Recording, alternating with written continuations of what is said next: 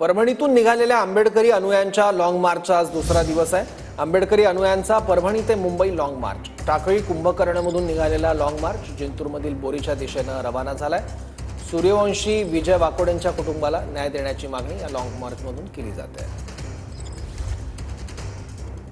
आशिष वाकोडे, स्वर्गवासी विजय वाकोडे यांचे चिरंजीव आपल्या सोबत आहेत। आशिष भैया, मोर्चा अविरत सुरू होता, प्रशासनाकडून रस्त्यामध्ये थांबून तुम्हाला विनंती करण्यात आली, प्रशासनाची बैठक झाली, काय नेमकं प्रशासनाचं बैठकीमध्ये म्हणणं होतं?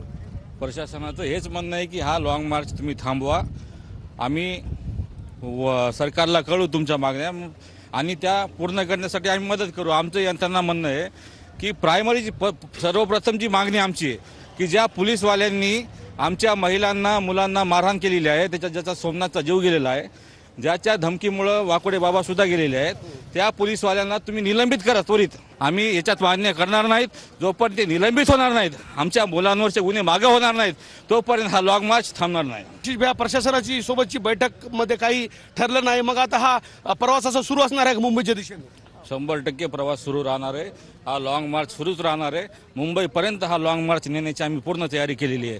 महाराष्ट्रभरातून आम्हाला भीम अनुयायीचे फोन येत आहेत, जागोजागी नियोजन झालेलं आहे आणि लाखोच्या संख्येनं भीम अनुयायी या लॉंग मार्चमध्ये सहभागी होणार आहेत। नजीर खान, TV9 मराठी, झरी, परभणी।